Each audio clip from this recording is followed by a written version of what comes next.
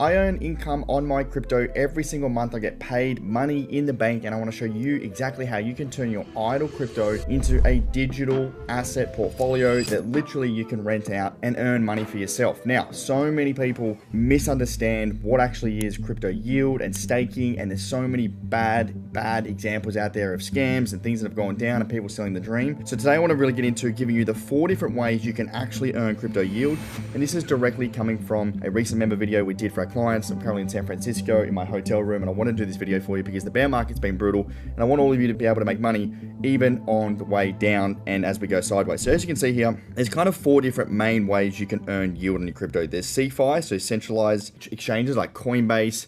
You've got Kraken, you've got a bunch of different exchanges you're able to do this on. In Australia, there's no regulated exchange. The legal, reasons for whatever, you're not allowed to earn a yield on Australian exchanges, but you can go to somewhere like Coinbase. You can also do things on Kraken. And then you've got staking. So staking is where you're essentially utilizing your crypto and you are securing the blockchain, and you get paid for rewards. So you can do that on different platforms like Aave as a DeFi platform as well. And then you've got different DeFi platforms that you can also look to do liquid staking. Things like Camino is another DeFi one. You've got Lido, where you can basically come in and pool your Ethereum together to earn a yield.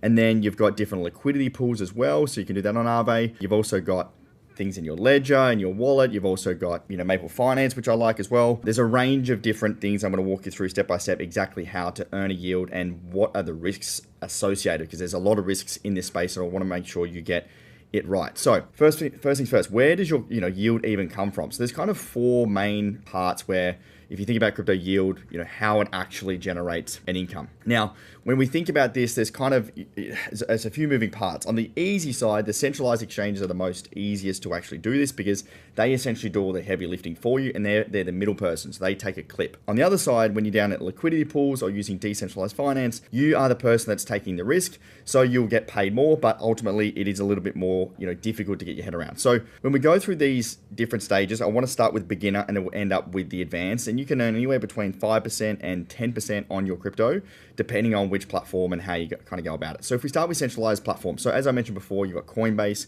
you've got Coinbase Earn, you've got Binance Earn, you've got Nexo. I would recommend doing this if you're an absolute beginner. It means that, you can actually utilize these exchanges to do the heavy lifting for you, as I mentioned, and you're probably going to earn anywhere between 3 to 5%. So the different coins you can actually do this on, if we look at Coinbase as an example, USDC is the most simple, basic way you can just earn on stable coins. So stable coins are essentially just a digital representation of the dollar, so US dollar, and at the moment you can earn 3.5%. Now, how does that actually work? Well, how do you even get that money back? So basically what happens, if we think about property, or you think about other ways you can rent out and earn a yield by owning an asset, the economic activity is the thing that we need to understand. So basically, when you have property, you're going to have tenants, people are going to come in and they're going to pay you because you own that asset, all right? It's an asset that someone else wants, but they don't own all of it, so you can rent it out. Stocks, as an example, the company is going to pay you a dividend of the profits it makes. So at the end of the year, the company makes $1 million, you own 10%, you may earn $100,000 of that as a dividend, all right? Because it's generating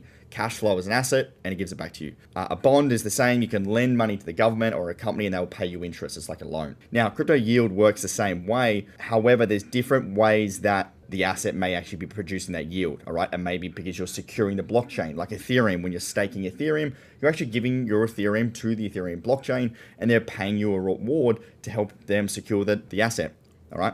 Then you've got things like liquidity pools, where essentially you're funding a loan. Liquidity pools essentially where you've got different, cryptocurrencies that come together, and you've got traders that want to rent or loan your assets to then go trade on. And as we see in crypto, when there's more volatility and the prices are moving higher and lower more frequently, there's a lot more trading volume, and traders want liquidity, so they will actually rent your crypto from you and pay you interest, all right? But it gets a little bit more complex when you get down that land, as I'll talk to you about soon. On the other side, you've got DeFi. So DeFi is that same aspect where essentially, I can, as a person that wants to take a loan out, or I want to, basically get some cash flow for my crypto, I can put up my crypto into a pool, and I will pay interest as the person that's giving that crypto in. I will pay the interest, and that will go to the person that's actually providing that crypto to the DeFi pool. So it's essentially, again, taking what is the normal financial system like banks and decentralizing it. That is the beauty of decentralized finance and how you kind of earn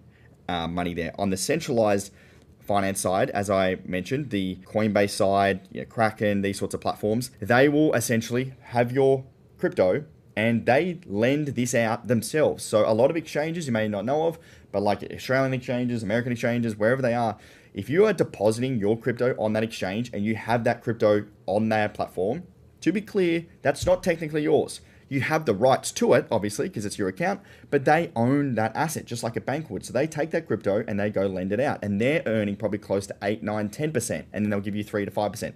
Just like a bank would. So this is why we think about the most beginner platform being the centralized side, all right? As we go into the staking side, this is where we're actually not lending our crypto to other investors, but we're actually utilizing proof of stake blockchains, and we are actually just providing our Ethereum or other altcoins to that blockchain to help them, secure the network. Now, Bitcoin is a little bit different. The reason why Bitcoin doesn't have a native yield is because Bitcoin is a proof of work blockchain, meaning that the miners spend computing power to then secure the blockchain, as we all know, Bitcoin miners, rather than staking tokens, all right? You can't natively stake Bitcoin, and anyone advertising Bitcoin staking is doing something else in the background, so just be aware of that, all right? Examples of proof of stake blockchains, Ethereum, Solana, etc., are the assets that you can actually then, put your crypto up. And typical yields on this is, anywhere between 3% on Ethereum, Solana is 7%, all right, depending on their inflation schedule. And this is something I want to talk about. So if we think about the staking side here, right, why do you get 3 to 7%? Well,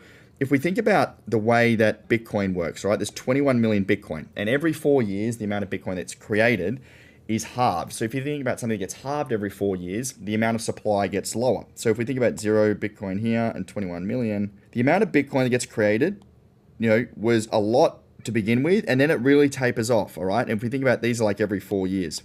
The reason because of that is because it gets smaller and smaller. It's the amount of supply that comes into the ecosystem for Bitcoin shortens, all right? So there is less inflation. In fact, it becomes nearly close to deflationary because there's basically no new Bitcoin being created. But a lot of these altcoins, all right, they are completely different. So like something like Solana, for example, there is a lot of Solana that is still being generated on a day-to-day basis. So this, it probably looks like more like this, all right? There's a lot more supply that comes into the ecosystem. So meaning that if you're holding Solana, there is a lot more supply, which means the amount of tokens in circulation increases, and it needs more demand to be able to keep up with that asset to be able to keep the market going up. All right, just like US dollars and why US dollars are printed and they become less valuable. So one of the reasons we like to stake our altcoins like Solana is because of this inflation rate. So essentially what you're doing is, yes, you're earning more Solana. However, you most likely are just offsetting the amount of inflation that's coming in, and that's why these projects can pay for that. Now, the big warning here is that obviously, this is the amount of Solana that gets created, but if the price declines, you may be earning more Solana, 7, 8%, but if that token falls 80%, 50%, well then in most cases, you're not just keeping up with the pace of inflation, you're actually just, you're losing money, all right? So you do need to be careful about, what altcoin you're actually staking and why you're generating more of that coin, because I saw a lot of people in the past 8, 9 years of me being in crypto, seeing people get really excited about altcoins because they earn this big yield, 20% yield, but actually their coin they're buying is just, worthless, all right? And a lot of these altcoins will actually create, tokenomics will create essentially projects that are really ripe for people to get really aggressive interest on their token because of the amount of yield it creates, but the underlying value is like basically worthless. And like an example of this, crypto.com, I'm not sure what these guys are still doing with their token, but this was for so long, the CRO token was one of those tokens where it really had not a lot of value at all. And, I haven't checked in on the CRO token in a long time, but basically what they did was they made it really, really attractive for people to buy the Kronos token because it generated this big yield, but what you had to do was lock up the token. So essentially you had to go and take your token, give it to this CRO, and which is crypto.com, and just leave it there. You weren't allowed to touch it for months, if not years. And by doing that, it reduced the sell pressure, meaning that people couldn't sell it because they locked it up. But the reason they locked it up is because they advertise that you get all this yield. Little did they know that when you get a token that is just printing more and more tokens in the ecosystem and you can't sell it,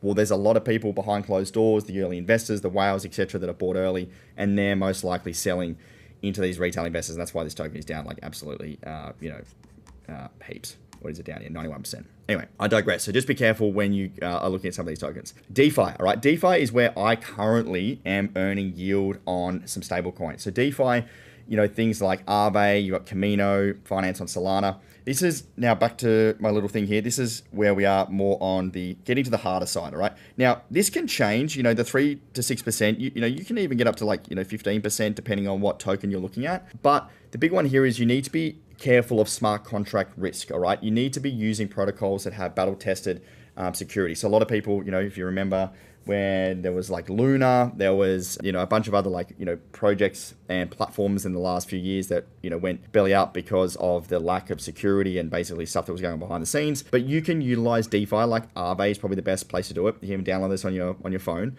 and earn up to, you know, depending on what the coin is that you're looking to earn a yield on, you know, you can make that on the assets that you're giving to the protocol, all right? And just like a bank provides, as an example, like as a bank, a middle person, you know, you deposit your cash in the bank and then someone on this side is then lending that out and then they pay the interest, all right? So basically, you know, you've got the bank on this side. So you've got, hello, Mr. Banker, all right? And then you've got, hello, Ben on this side, all right? He's giving Ben his money to the bank, which the bank holds. But then what the bank does is the bank then gives it out to Kevin, all right? And Kevin is going to pay the bank, you know, whatever it is, 8% on the interest. Like if you ever taken out a loan, take 8%. But guess what the bank gives me for that money? Fuck all. 2%. All right? Absolutely nothing. So what DeFi does is basically takes out the middleman and just gives Kevin the money directly. All right? And then Kevin's going to pay me 8%. All right? And then I get to keep all the 8%. All right? And that's basically it. And then that way Kevin gets all the money. And so I get all the interest and Kevin gets the money. And to be honest, it's probably not 8%. We're probably talking more better rates, which is, you know, probably like, you know, 5%. All right, so that's the big unlock there. And for me right now, I use Maple Finance. It's actually an Australian company that started up. So Syrup, so using USDC on Syrup, I'm earning 5% on my USDC, which is great. And then on the other side, you've got the institutional lending where you can actually lock up some of, you know, your collateral and you can earn close to 5.3%. Now this will range, as I said before, you know, in a bull market, this APY will go up, and then in a bear market, it'll go down because of the lack of volatility. But the reality is you're making a lot more here than you are in your banks. Now, if you've got a lot of capital, if you're putting hundreds of thousands of dollars and you're wanting to earn this yield, I would be splitting this out over different platforms just to make sure you're minimizing your risk. You don't have everything on one platform. The other way to do this as well, you can put it on your ledger. So you can basically stake through your ledger. Again, remember that whenever you're using a platform like this or a centralized exchange, they are taking a clip. So you're not making all of the amount of money you can, but it's a little bit safer in the sense that you are still keeping it on your ledger. And the last one here on the advanced side, so this is the liquidity pools. Now this is where you probably have heard or seen people online talk about you can make like 20%, you know, 10%, 30% a year, 90%, all right?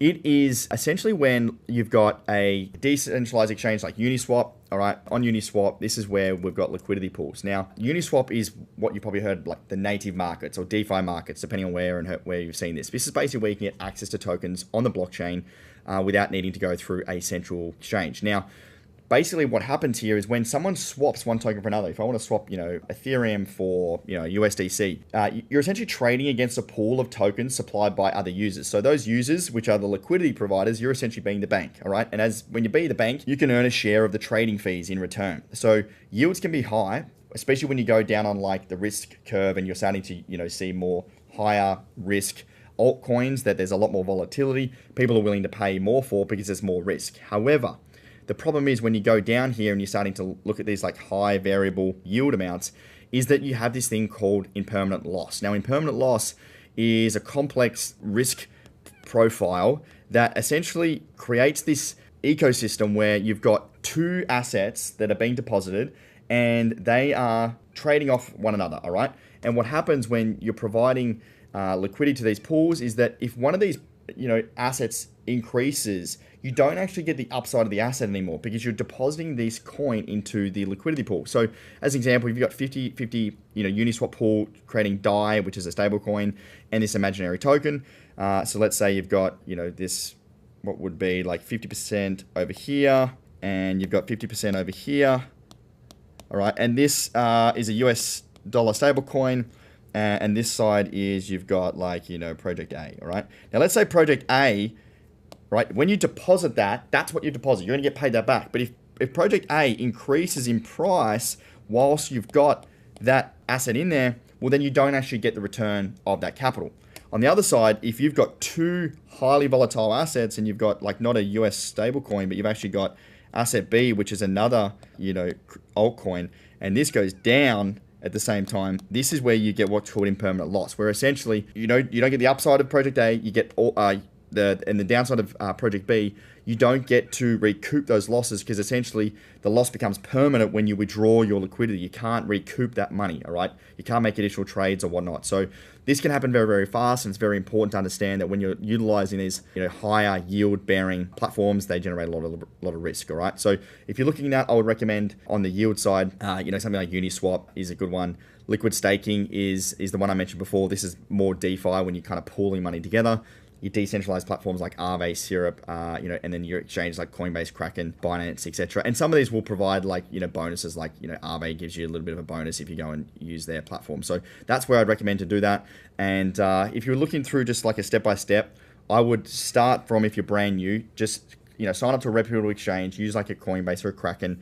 All right. In crypto, I would start with the US dollar stablecoin. I would start with some USDCs. Is a very easy one. I'd be depositing some cash in the bank, putting cash from the bank into crypto, buying some USDC, sending it over, and then utilizing the exchange's own yield products first, just to kind of get a taste of things.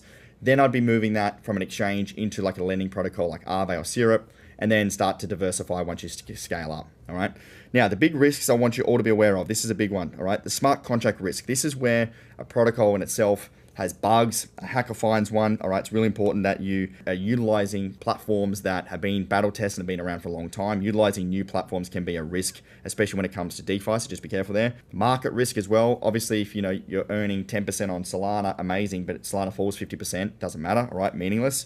Insolvency, that's a big one. We saw a lot of exchanges like Celsius, BlockFi, FTX, etc. Customers lost billions and billions of dollars here when building this out because they had the wrong platform, and customers lost a lot of money. So just be careful that, remember, when you've got crypto on an exchange, it's not actually yours. And the impermanent loss, right? That's a big one. Be skeptical of anyone, selling big 50, 20, whatever it is, 70% APYs. Very misleading, all right? And impermanent loss can lead to big losses, all right? So just be careful there. As a rule of thumb, I would say anywhere between sort of 3 to 6% is like reasonable. As you head to the 7 to 15%, a little bit more riskier, and 20% just assume it's probably a scam. All right.